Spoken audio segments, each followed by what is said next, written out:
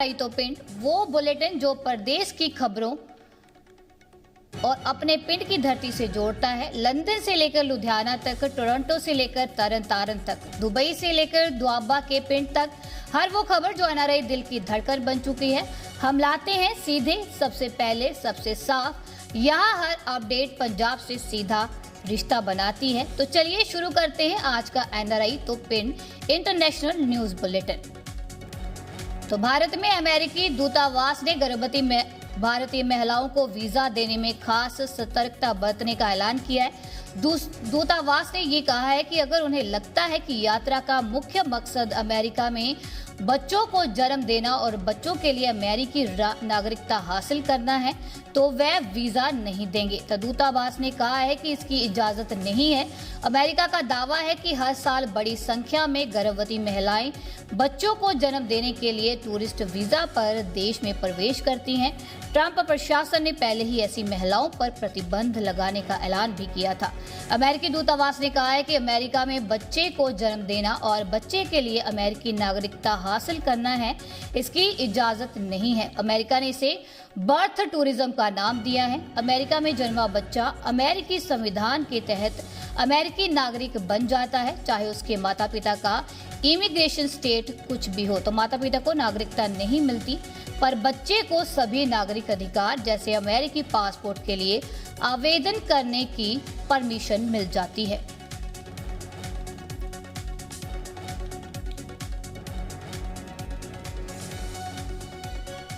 तो Donald Trump प्रशासन ने अमेरिकी H-1B वीजा होल्डर भारतीयों की चिंता को एक बार फिर से बढ़ा दिया है। अमेरिका ने भारत में इस महीने यानी दिसंबर में होने वाले इंटरव्यू अगले साल मार्च अप्रैल तक टाल दिए हैं। इसके कई वीजा धारकों की अमेरिकी वापसी अटक गई है। तो इमिग्रेशन एक्सपर्ट्स ने H-1B वीजा होल्डर्स को सलाह दी है कि वे भारत की यात्रा ना करें। एक्सपर्ट्स का कहना है कि H-1B वीजा होल्डर्स के यात्रा करने से उनकी नौकरी खतरे में आ सकती है और ऐसे में उनको बहुत ही एहतियात से कदम उठाने की जरूरत है। वीजा इंटरव्यू टलने से सैकड़ों भारतीय H-1B वीजा धारक मुश्किल में हैं। ऐसे में जब तक आपके पासपोर्ट पर वैध वीजा ना हो तब तक वीजा स्टैंपिंग के लिए अंतर्राष्ट्रीय यात्रा ना करें।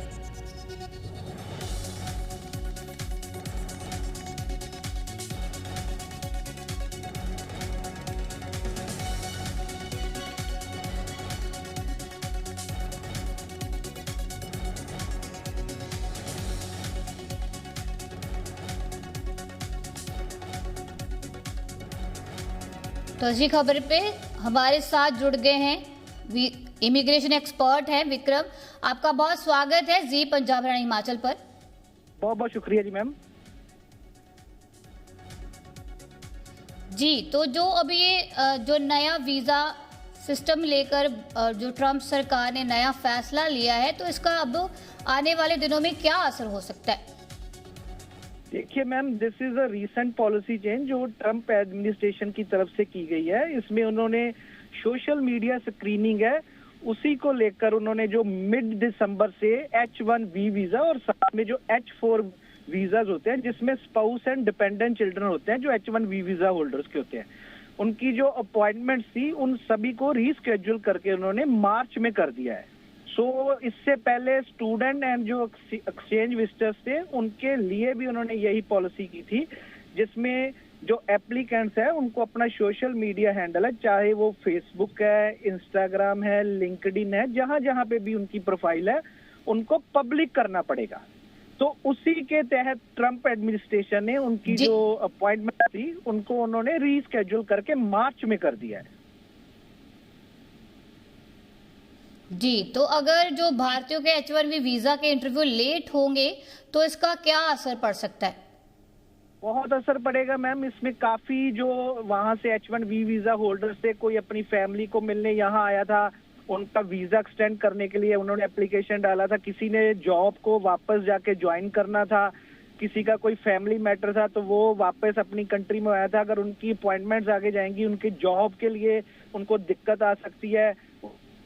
अगर प्रोसेसिंग लेट हो जाएगा तो उतनी ही उनको प्रॉब्लम आएगी। और इसके साथ साथ सबसे बड़ी बात है कि जब किसी का जो दूसरा वीजा है जिसको हम कहते हैं H-1B वीजा के साथ जो मिलता है, वो वीजा में जो स्पाउस एंड डिपेंडिंग चिल्ड्रन है वो भी जो यहाँ पे आए होंगे उनको भी प्रॉब्लम फेस हो जाएगी और वापस जाने में उतनी ही उनको जो दिक्कत आएगी। सो अगर मार्च में अगर उनकी अपॉइंटमेंट चली गई है रीस्केड्यूल होकर तो ऑलमोस्ट ये 3 मंथ्स हो जाएंगे। अगर 3 मंथ्स कोई भी एप्लीकेंट वापस अपनी जॉब पे नहीं जाएगा तो उसका हो सकता है कि कंपनी रिप्लेसमेंट भी कर सकती है। तो ये उनके लिए बहुत ही एक बड़ा जो है उनके आएगा कि उनको प्रॉब्लम आएगी वापस उनको अपनी जॉब ज्वाइन करने में और वापस यूएस जाने में। जी, तो कहा जा सकता है कि जो भारत में आए हुए हैं लोग वहां से, तो उनकी जॉब पर भी इसका असर पड़ सकता है या उनको नुकसान झेलना पड़ सकता है? बिल्कुल मैम, अगर 3 मंथ्स उनकी अपॉइंटमेंट लेट हो जाएगी। और सबसे बड़ी बात इसमें एक और है कि अगर कोई भी पर्सन है उसकी जो फैमिली है उसको अगर अपना सोशल मीडिया जो है वो हैंडल पब्लिक करना पड़ेगा तो उनका सिक्योरिटी कंसर्न भी उसमें आ जाएगा, क्योंकि हर एक का एक अपना सोशल मीडिया पे पर्सनल जो है प्रोफाइल होता है। कल को वहां पे कोई इमेजेस या उनका वो सारा डाटा है वो लीक हो जाएगा। लेकिन ये उनके लिए अब उन्होंने एक कंपल्सरी पॉलिसी कर दी है कि उनको अगर वो अपना प्रोफाइल पब्लिक नहीं करेंगे तो कल को वो इंटरव्यू के लिए भी अगर आएंगे तो वहां पे अगर उनका प्रोफाइल का वेरिफिकेशन या स्क्रूटनी नहीं होगी तो उनका वीजा जो है वो आगे फर्दर कैंसिल भी हो सकता है उसमें। जी, तो जो अभी ये जो नए चेंजेस आए हैं तो वहां पर जो नौकरियां हैं उनको कोई खतरा हो सकता है जो भारतीय वहां पर नौकरी कर रहे हैं? बिल्कुल मैम, देखिए जो यहाँ स्टैंडर्ड हो गए हैं, जो फंस गए हैं यहाँ पे आके, जिनका अपॉइंटमेंट्स आगे चला गया है, उनका एक टाइम पीरियड होता है कि उनको 28 डेज की लीव मिलती है या किसी को 28 प्लस मिलती है। तो अप्रोक्सीमेट अगर 3 मंथ्स आगे उनकी जो है अपॉइंटमेंट चली गई है तो 90 डेज प्लस हो जाएगा। अगर वो अपनी जॉब पे वापस नहीं जाएंगे तो कंपनी कहीं ना कहीं उनको निकाल भी सकती है और भी उनको जो है दिक्कतों का सामना वहाँ पे करना पड़ सकता है। तो ये जो इस टाइम इंडिया में आए हुए हैं वहाँ पे H1 वीजा होल्डर, उनके लिए बहुत ही बड़े कंसर्न की बात है। और मैं आपके चैनल से एक बार और रिक्वेस्ट करता हूँ कि जिनके पास वहाँ पे H1 वीजा है वो अभी बिल्कुल भी इंडिया में ट्रेवल मत करें, क्योंकि अगर वो ट्रेवल करेंगे तो अगर उनको आगे वीजा एक्सटेंशन या कुछ भी लेना पड़ेगा तो उनको बहुत बड़ी प्रॉब्लम जो है वो फेस करनी पड़ जाएगी उसमें। जी, तो बहुत बहुत शुक्रिया विक्रम जी हमारे साथ जुड़ने के लिए। तो बता दें कि डोनाल्ड ट्रंप प्रशासन ने अमेरिकी H1B वीजा होल्डर भारतीयों की चिंता को और भी बढ़ा दिया है।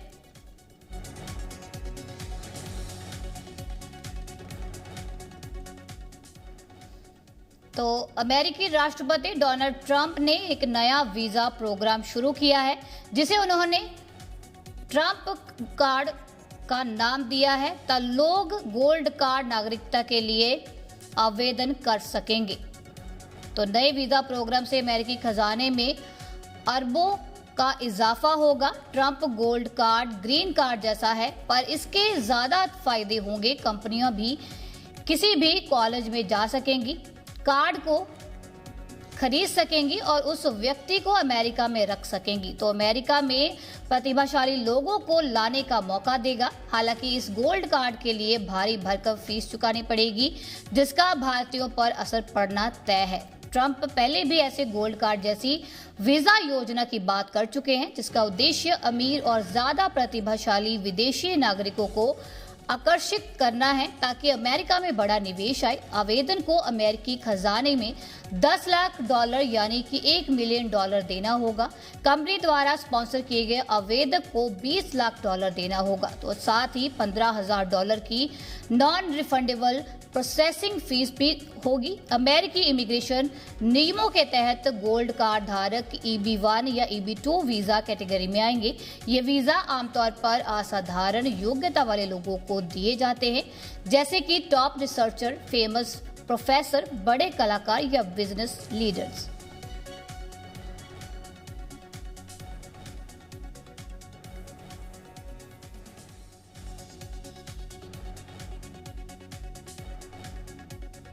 तो ऑस्ट्रेलिया में एक स्काई डाइवर के साथ बड़ा हादसा हुआ। स्काई डाइविंग के दौरान कूदने से पहले ही उसका पैराशूट खुल गया जिसके कारण वह 15,000 फीट की ऊंचाई पर हवा में लटकता रहा। तो घटना के बाद स्काई डाइवर को सुरक्षित नीचे लाया गया और उसकी जान बच गई। इसी घटना ने स्काई डाइविंग सुरक्षा पर सवाल खड़े कर दिए हैं। ऑस्ट्रेलिया में स्काई डाइविंग के दौरान एक गंभीर हादसा होने से बच गया। स्काई डाइवर 15,000 फीट की अत्यधिक ऊंचाई पर घंटों हवा में लटकता रहा। ये घटना उस समय हुई जब स्काई डाइवर ने अपनी छलांग लगाई। तो वायरल वीडियो में आप देख सकते हैं कि पहला स्काई डाइवर जैसे ही विमान के रोलर डोर पर फ्लोट पोजीशन लेने पहुंचा, उसका रिजर्व पैराशूट विमान के विंग फ्लैंग में जा टकराया और अनियंत्रित रूप से खुल गया। अचानक लगे इस तेज झटके से स्काई डाइवर विमान से पीछे की ओर खिंच गया और कैमरा ऑपरेटर भी संतुलन खो बैठा और टेल पर फंसे स्काई डाइवर ने अपने हुक लाइट के रिजर्व पैराशूट उलझी डोरियों को काटा और फिर नीचे उतरा। हालांकि इस दौरान उसे हल्की चोट भी आई है, पर वो सुरक्षित है।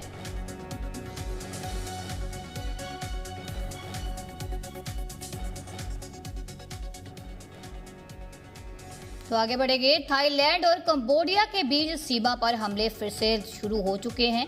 हाल ही में अमेरिकी राष्ट्रपति ने दक्षिण कोरिया में समिट के दौरान सुलह कराकर सीज फायर के दस्तावेज पर हस्ताक्षर भी करवाए थे, जो अब टूट चुका है और दोनों देश हालिया हमले को लेकर एक दूसरे पर आरोप प्रत्यारोप लगा रहे हैं। सिन्हुआ ने थाईलैंड रक्षा मंत्रालय के प्रवक्ता सुरसंत कोंगक्रिसी से हवाले से बताया है कि कंबोडिया के साथ सीमा पर चल रही झड़पों में 9 थाई सैनिक मारे जा चुके हैं। 120 से ज्यादा लोग इसमें घायल हो चुके हैं।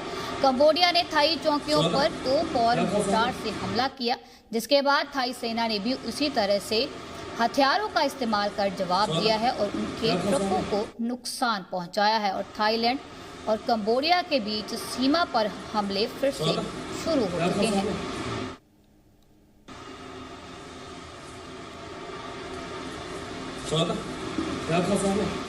तो ये 3 तस्वीरें हैं। देखा जा सकता है कि किस तरह से हमलों को अंजाम दिया जा रहा है। सैन्य ठिकानों पर हमले किए गए हैं। थाईलैंड और कंबोडिया के बीच हमले लगातार जारी हैं। हालांकि अमेरिकी राष्ट्रपति ने सीज फायर भी करवाया था, पर फिर से सीज फायर को तोड़ दिया गया है।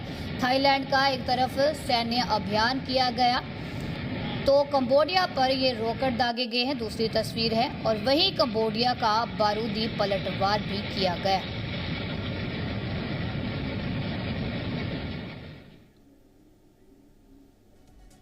तो वेनेजुएला के राष्ट्रपति निकोलसन पर अमेरिकी का दबाव लगाकर बढ़ाया जा रहा है और अमेरिका ने गुरुवार को वेनेजुएला के राष्ट्रपति को 3 भतीजों और अन्य पर प्रतिबंध लगा दिया है। इसके साथ ही नए प्रतिबंधों में 6 क्रूड ऑयल टैंकर और उनसे जुड़ी शिपिंग कंपनियों को निशाना बनाया। अमेरिका ने वेनेजुएला के तट के पास एक प्रतिबंधित किए गए ऑयल टैंकर को जब्त कर लिया है।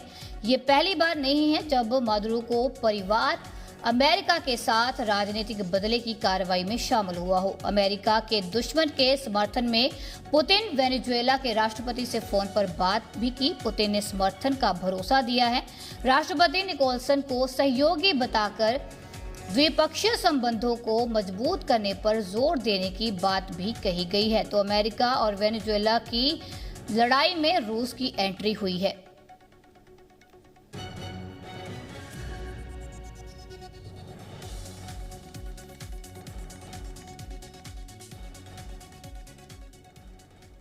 तो जापान में शुक्रवार को 6.7 तीव्रता का भूकंप आया है, जिसके बाद उत्तर पूर्वी तट के लिए सुनामी एडवाइजरी जारी कर दी गई है। ये भूकंप इस हफ्ते की शुरुआत में आए 7.5 मैग्नीट्यूड के भूकंप के बाद आया है। सोमवार को आए शक्तिशाली भूकंप में 34 लोग घायल हुए थे, जिसके पश्चात महासागर में तटीय इलाकों में चोटें आई, हल्का नुकसान भी हुआ है और सुनामी भी आई। ये झटका महज 5 दिन पहले सोमवार को आए भूकंप के शक्तिशाली भूकंप के बाद आया है, जिसमें 34 लोग घायल हुए थे। समुद्र में आया 6.7 तीव्रता का भूकंप इतना जोरदार था कि जिसकी तस्वीरें देखी जा सकती है। तो जापान में ये भूकंप आया 6.7 की तीव्रता से ये भूकंप आया है। देश के पूर्वोत्तर में लगातार झटके लगे हैं।